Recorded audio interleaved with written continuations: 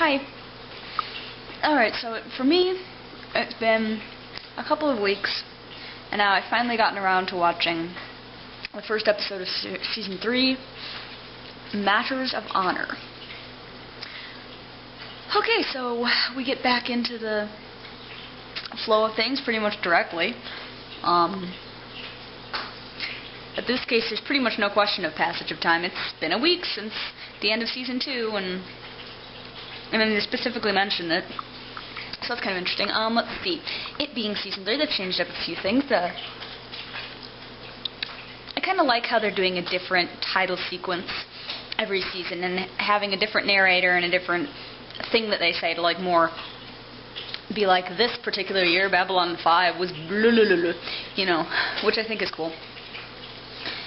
Sorry, I'm making a hamburger and it's probably going to explode. Whatever. Yeah, so I like that Ivanova got to narrate. I don't really have that much to say. It was just more continuation. It was like, look, there was some guy who came to the station. Okay.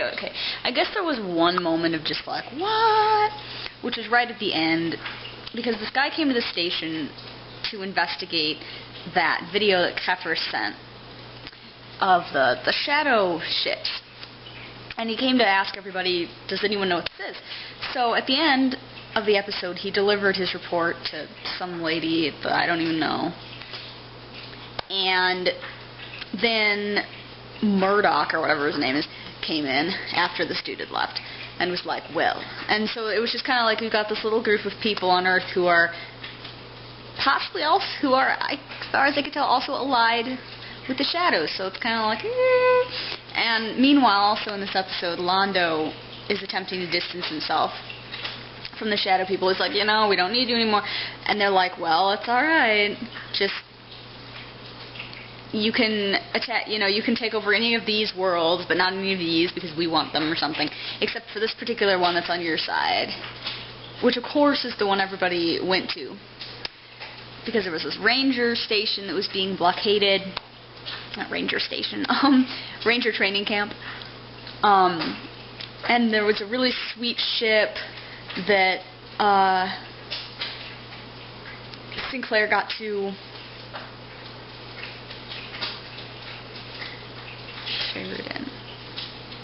Sheridan. God damn it, I'm gonna forget who's who. Sheridan. Fucking hell. I take a couple of weeks off, and then I'm like, I don't remember the main character's name. Whatever. It was their goddamn fault for making them both begin with S. Okay, so anyway.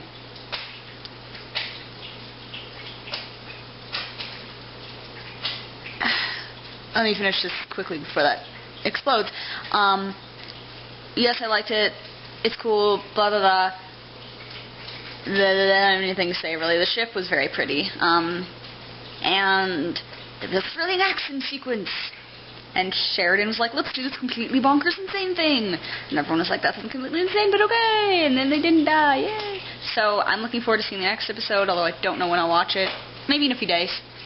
So until then, ta. Episode 2 of Season 3, Convictions.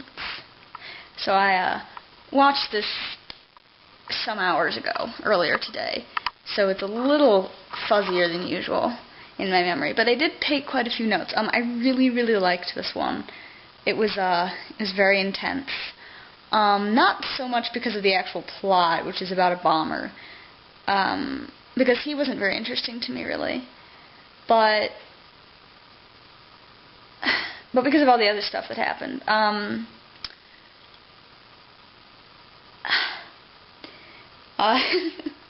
The main thing that I loved about this episode was that because of a bomb going off, G'Kar and Londo get stuck in an elevator together, and they can't get out.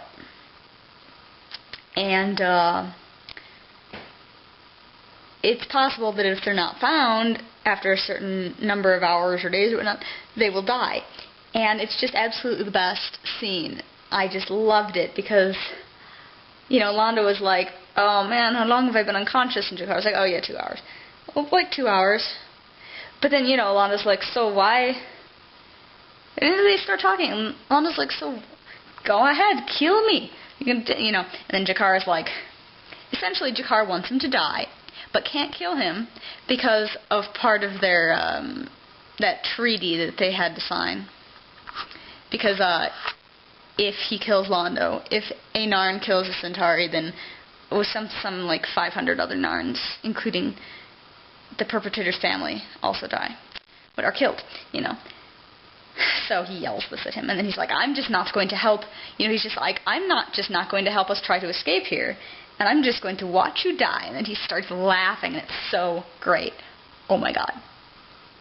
I can't even. I loved it. I loved it so much. Other than that, everything was very good. There was some Lennier. Oh, poor Lennier.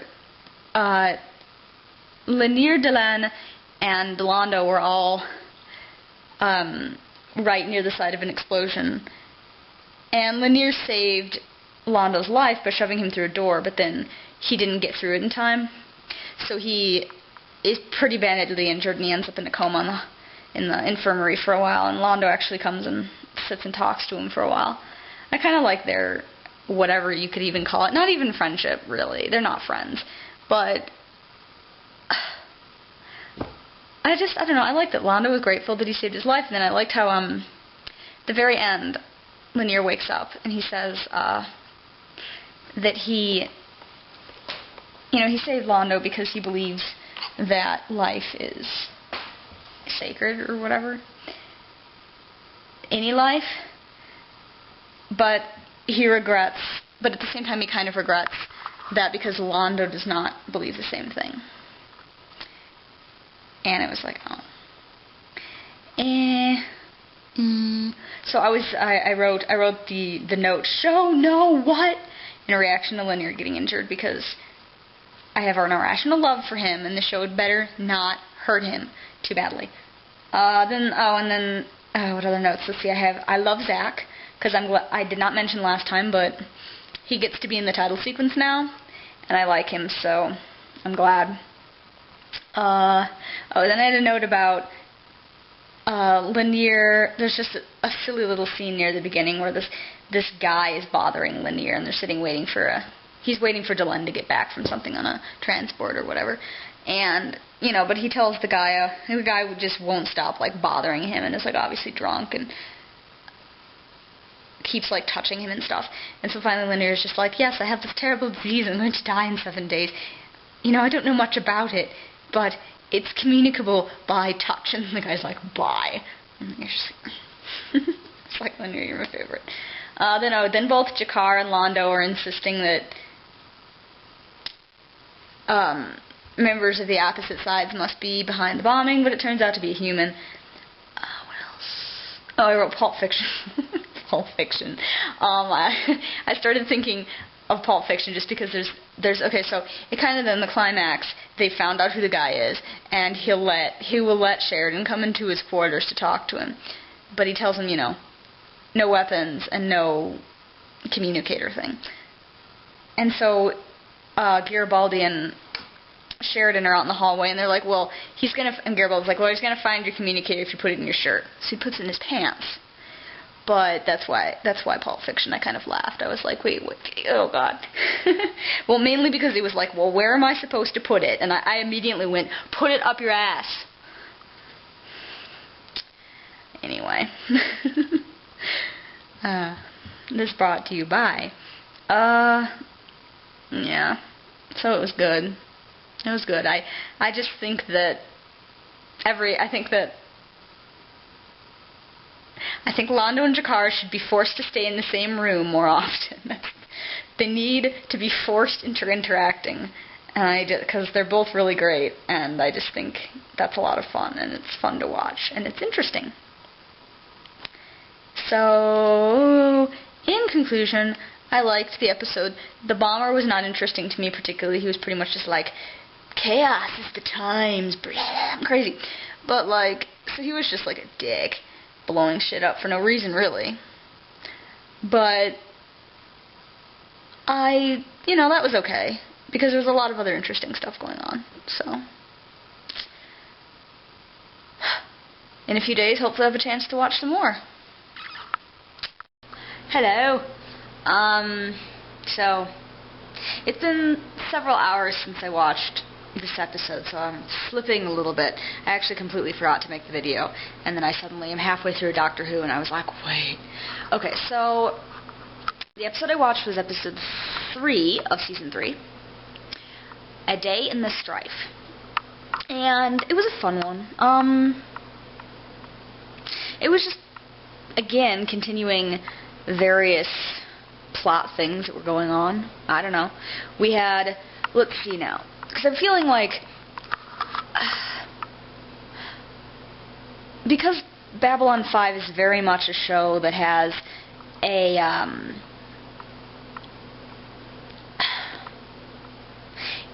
it has story arcs, it has character arcs, it's doing a thing, and you're not going to have episodes that don't connect into that overarching theme at all.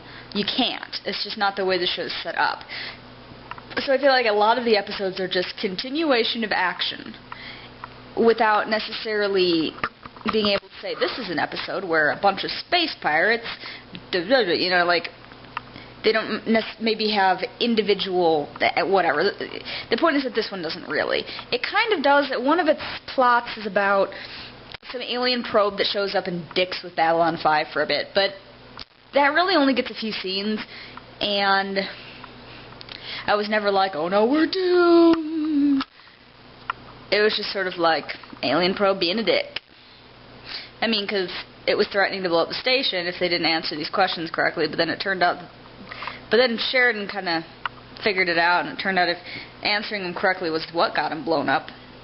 Would get them blown up, I mean. So it's kind of interesting. But really it was just, there was a lot of character stuff. There was, well, there's some Narns showed up to kind of bother G'Kar. So I guess basically the Narn kind of, I don't want to call him he's sort of an ambassador. Whatever his name was, Nefar or something. Yeah, it was Nefar. I remember it was Nefar because I kept thinking Nefar is nefarious, because I'm hilarious like that. But he was kind of, well, basically he was saying, well, we need to work with the Centaurans, you know, so that we don't have, so that they will continue giving food to people, you know, basically, let's not fight them yet. And of course G'Kar is like, oh, what, you want me to wait? You know, G'Kar is not a fan of that, and then some stuff happens. Also, there was some stuff with Londo, as every good episode has some stuff with Londo. And in this one, basically, he's kind of realized that Vir really doesn't approve of a lot of the stuff the Centauri have been doing. And I think it's not so much that he disapproves that they defeated the Narns, but he disapproves of the fact that they're continuing to, like, essentially that instead of, that it's not enough to defeat them, that they have to break them. And Vera is such a sweetheart. I love Vera. And so Londo decides to call in a favor with Delenn and get Vir posted as ambassador up from the Centauri to the Minbari. So that's fun. Except I'm sad because it means that Vir is not here anymore, and I do hope that he comes back because I really like Vir, okay? I know I didn't like him in the pilot episode thing, but I really do like him now. He has grown on me a lot. And of course there were all these moments in the episode where Londo would say something and you would be like, oh God, you are so depressed. At some point I literally said to the screen, I was like, stop being sad. Like, the thing with Londo is, in one scene he's doing something horribly dickish, and the next scene you feel sorry for him because he has no friends, and it's like, oh, I don't want to feel sorry for you because you have no friends because you're a dick and you're doing dickish things, but I feel sorry for you, you know. Oh, and there was some other stuff. Looks like we're starting maybe a plot about Dr. Franklin, which actually interests me. What? Basically that he's so overworked that he does a lot of stimulants to keep moving, and Garibaldi has noticed this and is kind of like, bro, you know, and he's like, I do not have a problem, and you're like, you have a problem. But it didn't get resolved, which I like, Because at the end, Garibaldi's like, I was probably just, And Franklin's like, yeah, I mean, there's nothing. I went through this entire situation without ever using any. I'm like, liar, you lie. So that's going to be interesting. But I'm not a fan of anything that involves Garibaldi. He cooked. Yay. I love it when he cooks. I don't know. Yeah, that's pretty much what I have to say about this. There were moments where I was like, oh, sad, and there were other moments where I laughed, and it was a good one. And I am so sad that I don't have Wi-Fi, because it's probably it's not good that I don't. Because if I had Wi-Fi, I would spend this entire summer, I would have watched most of Season 3 by now, probably, because it's excellent, and I want to keep watching it, but instead, I have to go to the library for that. And I can't go to the library again over the weekend. Okay, anyway.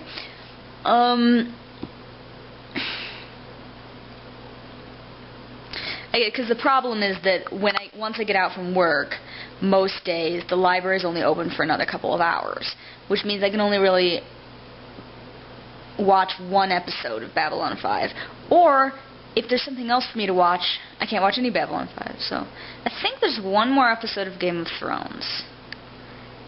I think there's one more in the season. I'm not 100% sure though, but I don't think this was whatever. So I'm probably gonna watch that, and then we'll see. Maybe I'll spend some quality time in the library on one of my days off. You don't care. For the record, it's early in June right now, because I'm probably not going to be posting this until I get back home, which won't be until very late September. And I apologize for that. But it's not really my fault. It just takes so long to put up these videos for some reason. I don't know, maybe it's my computer, I don't know. It's probably the internet connection, just the speed of it is not fast enough. And so it takes hours and hours, and I do not have hours and hours to sit around the library waiting to put up one half-an-hour long video. So, I'm just going to keep on trucking. I'm going to keep making the videos on my computer, and eventually y'all will see them, as you are seeing them now, because I'm speaking to you from the past, speaking to the future. But I should probably shut up, because this is probably quite long. Goodbye. Alright. I finally watched another one. Episode 4 of Season 3, Passing Through Gethsemane. So, I can't do it right now because I'm holding the camera with one hand, but I would be tearing my face off. Because, oh my god, this episode. It was like... Okay, I say that I love a lot of things, but most of them are kind of... I love them because they make me laugh or whatever. This was like an episode that said, okay, let's put together all of the things you honestly do love and think are fascinating. Okay, so in this episode, I don't even really know how to react to this. It's so great. Okay, so Brad Dourif's in it, and he's this guy called Brother Edward. And he's part of one of the monks, I guess they are monks. Yeah, monks. They have a monastery. Okay, who have come to B5 to learn about all these different gods of the different aliens. With Brother Theo as the head. So, or Brother Theo, sorry. So anyway, Brother Edward, okay, so he's played by Brad Dourif, so immediately I'm like, so how long is it going to be before he starts like eating people's brains or something? Because I don't trust that dude's face. I'm like, no. You're going to kill somebody. But no, it turns out he already killed somebody. Oh my god, that's what's so great about this, because the thing is that, oh my god, and they did such a good job of it, because like I didn't see it coming at all, because I was just like, oh, it's just like B5 being like, let's have a whole bunch of different threads going on at the same time. And, well, because there was this bit at the beginning, near the beginning, where Garibaldi is in his office, and Delenn comes in to talk to him about something, but he wants to listen to a news bulletin first. So, in the news, they're talking about there was this awful murderer, and he's undergone he's been sentenced to a death of personality, I think is what they called it. Which basically, we've seen this before on the show, where a telepath will basically erase the previous personality and then replace it with a benign personality that wants to serve humanity. And it's creepy, but Well, anyway, so of course Garibaldi is all like, I miss the electric chair, an eye for an eye, you know. And of course Delenn is like, that would leave so you prefer what would leave the whole world blind and toothless. And, you know, Garibaldi's like, no, it wouldn't, just the bad guys. I'm like, I love you. But, it ties in so well later, because what you find out is that Brother Edward starts having all these, he starts kind of having flashbacks that have to do with a black rose and a woman getting murdered, and so he looks it up on the computer. And okay, can I just say, I love the 90s vision of the future. Like, search engines are so slow. It was like, it will take 4 hours. I was like, are you shitting me? It's like a simple Google search. Okay, whatever. But I just had a giggle. But so he finds out that he is actually this murderer dude who like murdered a whole bunch of people and got his personality erased and became thus, you know, and then he was supposed to stay in some facility and do like social work or whatever, not social work, community service, but there was a fire, and so he ended up getting out, and I suppose he just found his way to a monastery because he wanted to serve humanity, you know, because they'd kind of programmed him to want that. And, you know, this could have gone two ways, but, you know, it could have gone the way of, well, that's creepy, but the way that it did go was also really, really good. And what they did was they had him, essentially he freaks out about it, and he's like, I murdered all these people. I could have done things that no one ever found out about and that I've forgotten about. And how can God forgive me? How can I confess these sins to God that I don't even know? And Brother Theo is like, you know, as long as you know, whatever. Brother Theo's like, no, it'll be okay. But what he does is and the best part, okay, so earlier, because he's trying to learn about the different religions, so he went to talk to Delenn, and Delenn started asking him about Christianity, and he's told the story of, he talked about how the moment for him that defines it all, is Jesus waiting in the Garden of Gethsemane, because he knew what was going to happen to him, and he still hung out in the garden and waited for it when he had a chance to escape.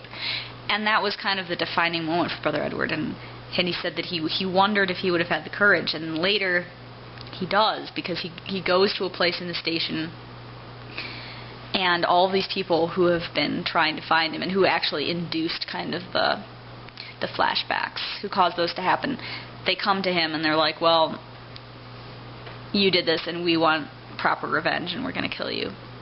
And he kind of has this moment where he says, you know, I wondered if I would have the courage, and I did. Which, yeah, it was kind of funny because I'd realized it just before, and it was one of those things where I'm like, I'm not sure if I wanted the show to actually tell me that or not, because it seemed the sort of thing that I kind of like noticing and going, yeah, I'm a little smart. I noticed that, you know. I did like that Sheridan and Garibaldi were the two who were there while Brother Edward is dying and Brother Theo is forgiving him, basically. And just the whole thing about forgiveness being difficult. And oh my God, at the end, what a twist! The guy who murdered Edward has gotten his personality released, and he's going to become a monk in the same monastery, in the same order. And Brother Theo specifically requested him. And there's this wonderful moment because he and Sheridan are talking about how forgiveness is very difficult, and then this new monk walks in, and Sheridan is all just like you can tell he's pissed as fuck.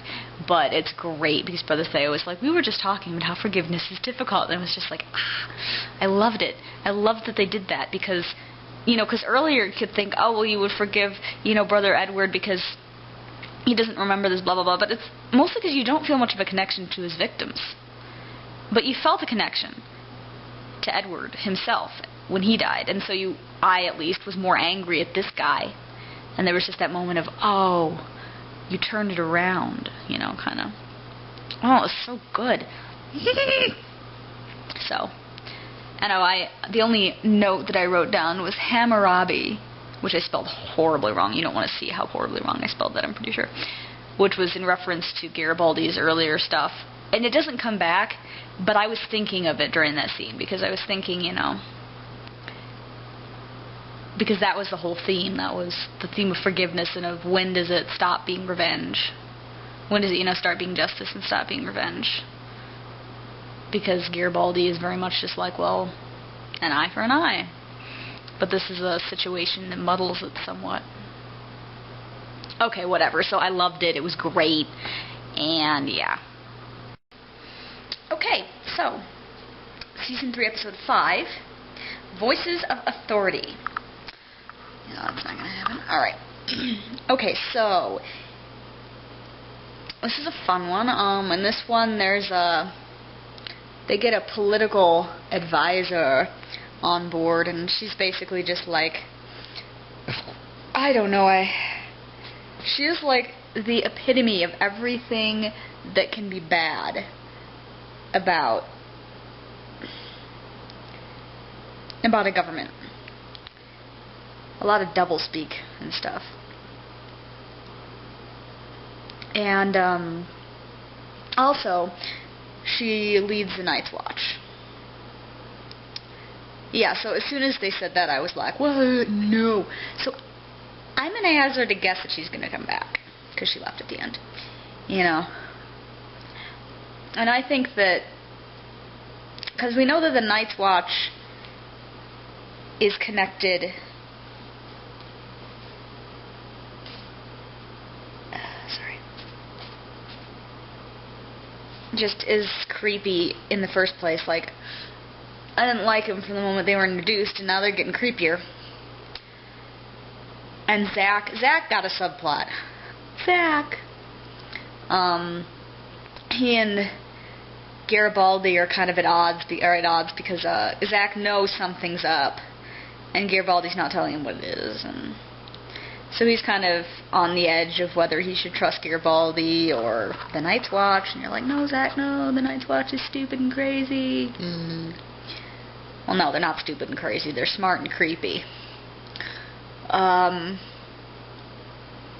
Okay, and then the other thing was that Dylan called up her friend who's the computer planet now, and he was all like, oh yeah, I can help you find some of the old ones. It's like, it is a wonderful idea, except you will probably die horribly, but if you don't, it will be fun. And they're like, oh, okay. So, Sinclair Sheridan, what the fuck? Sheridan was supposed to go plug himself into the planet, but Ivanova had to go instead because this woman showed up. I don't know her name, I'm sorry. As being distracting. So stuff, la la la la la la. I don't know. But yeah, so they've got themselves a new ally in the form of one of the ancient ones who's like, he looks like a wooden mask with fire behind it, and his ship is awesome. It's like rainbowy, it's like black with rainbow kind of going through it, and it's got these blue rings that look exactly like something out of Portal. So that's fun. And Ivanova got to be awesome in this episode, all over the place. She was just awesoming it up. And British Ranger dude, whose name is like Marcus or something, I don't know. Whatever his name is, was in this a bit. So, okay.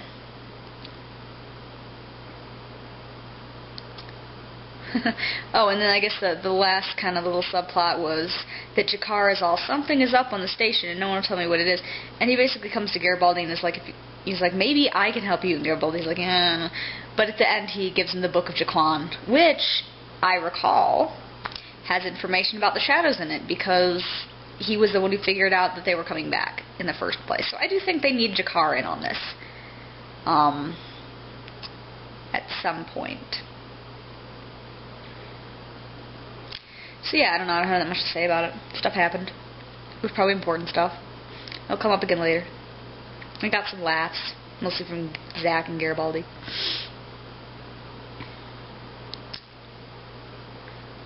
Yeah. Yeah, I don't have much else to say.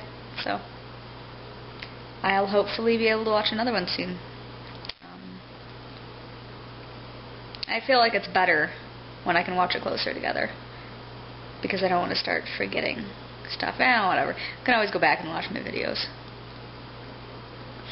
So, yeah. That's it.